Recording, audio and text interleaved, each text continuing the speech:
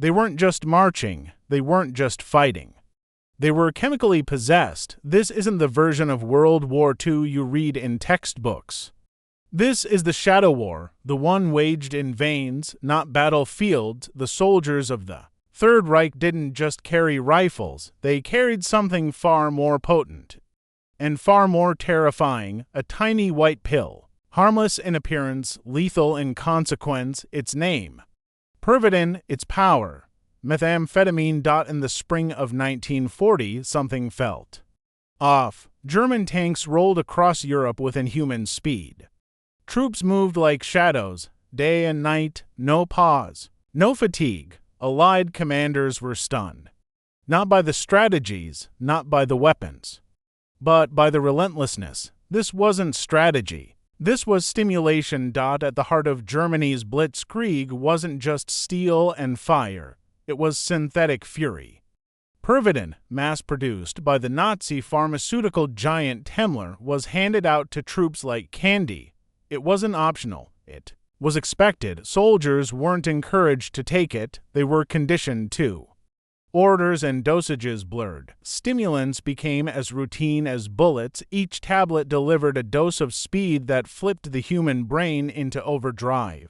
Sleep, unnecessary. Hunger, gone. Fear, muted. Time, warped. One soldier recalled feeling like the world was moving in slow motion while his mind raced like lightning.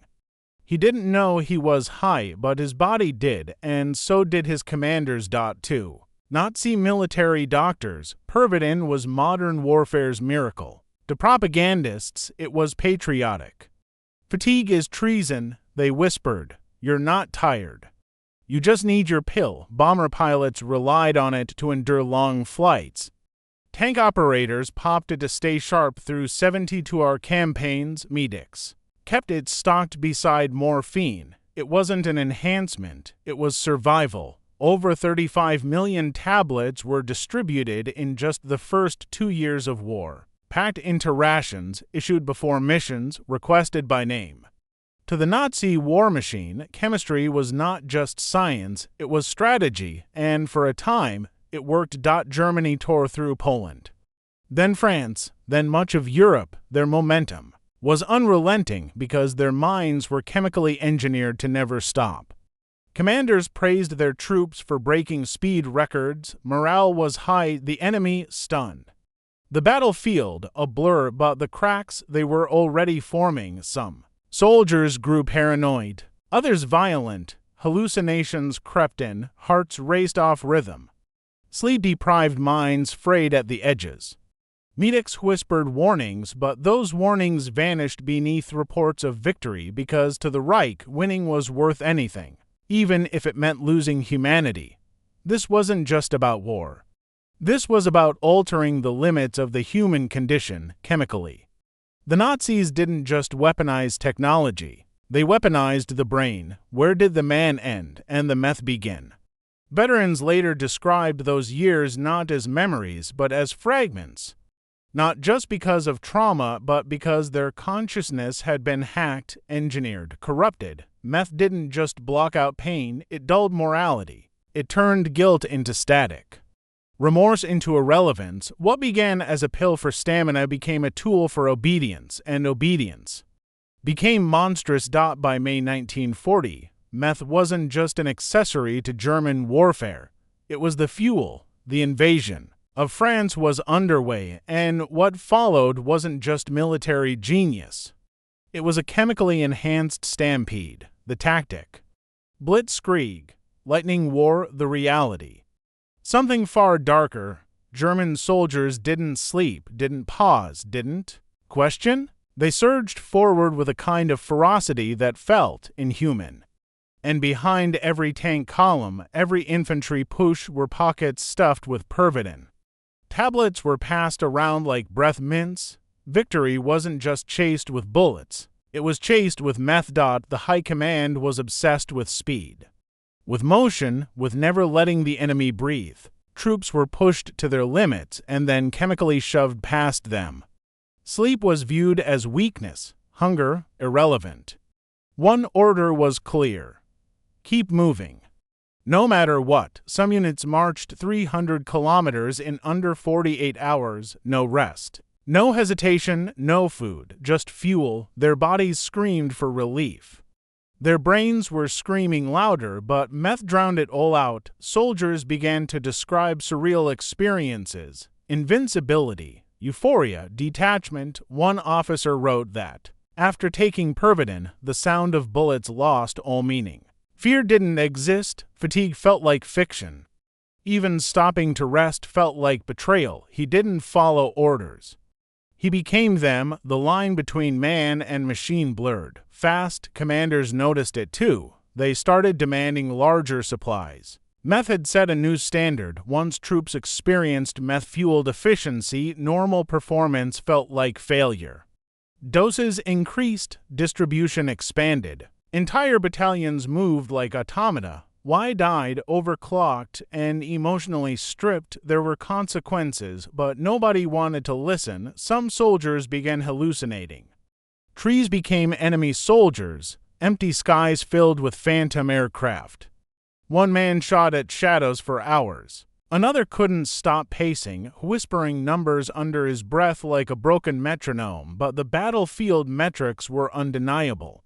France, a nation supposedly fortified and ready, fell in just 6 weeks, a military miracle. They said, historians, now call it what it was, adrenaline shock. And methamphetamine, Allied forces weren't just defeated physically, they were mentally overwhelmed. Germany's soldiers didn't retreat, didn't hesitate. They struck like ghosts, tireless, relentless, and eerily devoid of fear. But even as the Reich celebrated, quieter voices grew anxious. Field medics began reporting collapses, heart failures, nervous breakdowns. Men who had fought for 3 days straight would crash for 3 more, trembling, incoherent, paranoid. Others grew violent, twitchy, unpredictable. Commands were misinterpreted. Radio messages sparked fistfights. Withdrawal symptoms looked like madness. And yet, the tablets kept coming. Why? Because meth didn't just make soldiers faster. It made them more obedient. Discipline, once a product of ideology and training, had been replaced by chemical control. Soldiers weren't thinking. They were reacting, reflex replacing morality. Action replacing doubt. And for the Nazi regime that was perfect, they didn't need soldiers who questioned. They needed soldiers who moved, who obeyed, who executed without blinking. But the cost was monstrous. Pervitin was no longer just a tool. It was transformative, not just physically, but psychologically. These weren't men at war. These were altered minds engineered to feel nothing, fear nothing, and destroy everything in their path. The more pills they swallowed, the less human they became. By 1941, the war was evolving. And so was Adolf Hitler, but not in the way most would imagine. Gone was the fiery orator who once electrified crowds. What remained was a pale, trembling figure, withdrawn, erratic, physically deteriorating. But behind the scenes, something was keeping him going. Something far stronger than willpower or ideology, a suitcase full of drugs delivered daily, injected, managed obsessively by a man no one trusted. But no one dared remove Dr. Theodor Morell, a name that would become infamous. A man described by Hitler's own inner circle as repulsive, arrogant, even delusional. But to the Fuhrer, Morell was indispensable. He kept detailed notes down to the minute of every pill, every injection, every chemical cocktail, and those records, they paint a disturbing picture. Hitler, publicly known as a teetotaler, no alcohol, no tobacco, vegetarian, was, in private, a walking pharmacy. He was being chemically maintained, not just medicated. Methamphetamine, opiates, barbiturates, hormones, tranquilizers, even cocaine-laced nasal sprays. Morell called them vitamin treatments. The pills bore innocent names, but make no mistake, it was Pervitin, the same methamphetamine given to frontline soldiers, now coursing through the veins of their supreme commander. At first, it was prescribed to combat fatigue, bloating, digestive issues, but as the war intensified, so did the dosages. Hitler began to rely on daily injections, sometimes 4, 5, even more. Days without his boosts left him shaking, paranoid, and verbally abusive. Morrill called them injections of confidence. Hitler called them indispensable. The more drugs he took, the more he unraveled. Allies noticed changes in his speeches. Once sharp and focused, now they wandered, bloated, circular, sometimes nearly incoherent. His body trembled. His eyes stared without focus. His famous charisma had curdled into chemical confusion. Yet the world saw only the propaganda, the still images, the defiant speeches, the silhouette at the podium. What they didn't see was the deterioration behind closed doors, the truth. Hitler wasn't just commanding a war, he was losing a war. With his own mind, generals reported erratic decisions. Rants filled with impossibilities, obsession with imaginary counterattacks. Paranoia so intense, he believed his own commanders were conspiring against him, but the real betrayal wasn't external. It was internal. His brain, once the centerpiece of Nazi power, was now steered by syringes. His hands trembled so violently. He refused to shake hands in public. His insomnia became legendary. He was often awake for days, pacing, muttering, twitching. Morrill adjusted the chemical formula daily, sedatives to sleep, stimulants to wake, morphine for the pain. It wasn't leadership anymore. It was chemical survival. Even as Germany burned, Hitler clung to delusion. He believed in last-minute miracles. He demanded attacks from units that no longer existed. He fired trusted officers for imaginary betrayals. He sent orders based on maps weeks out of date. Reality had become distant, filtered through a fog of narcotics, and still. The injections continued. By the time the Soviets closed in on Berlin, Hitler was a ghost, emaciated, shaking, delusional. He lived in a bunker of concrete and denial, surrounded by sycophants and sedatives. Morrill remained by his side, still jotting down every injection. The Führer who once inspired millions now needed meth to speak. Cocaine to breathe, sedatives to sleep, opiates to move, and yet he wasn't alone, because what was coursing through his bloodstream was coursing through the veins of his entire war machine, from top generals to foot soldiers. The Reich ran on chemicals. And as the drugs began to fail, so did everything else. They looked like men, but behind those glassy stares, something was missing: emotion, conscience, hesitation. It's easy to blame ideology for the horrors of Nazi Germany. And yes, propaganda brainwashed millions, but what if that wasn't the whole story? What if, in some cases, brutality didn't come from hate but from chemical silence? Because methamphetamine, Pervitin, didn't just energize soldiers. It rewired them. At first, it numbed fear, then hunger, then sleep, but slowly it began to dull something else entirely: empathy. Soldiers stopped feeling, not just for their enemies, but for themselves, for each other, for the lives they were destroying. Letters sent home early in the war spoke of longing, family, guilt. By 1942, many had shifted. Now they described executions as routine, clearing villages as if they were taking out the trash. One account from the Eastern Front recalls a platoon marching prisoners to death, then casually discussing dinner plans. Another soldier described machine gunning civilians and feeling absolutely nothing. This wasn't natural. This wasn't just ideology. This was chemical dehumanization. Pervitin wasn't enhancing performance anymore. It was erasing humanity. The longer the soldiers took it, the more disconnected they became from reality, from morality, from any internal compass. What remained were men in uniform, moving, obeying, executing, like machinery. There are Reports from Russia and Poland of entire units committing unspeakable atrocities, burning villages, torturing captives, slaughtering innocents, all without hesitation. All without remorse. One officer, interviewed decades later, said Meth made him feel outside himself. He gave the order to execute a line of villagers, and felt nothing, not guilt, not anger, not even power. Just emptiness. Another soldier described laughing hysterically during a mass killing, not because he found it funny, but because he physically couldn't stop. These weren't just signs of trauma, they were symptoms. Meth didn't wait until after the act to destroy the mind. It prepped it before. It scrubbed emotion, flattened the moral response, muted the warning signals of the human brain.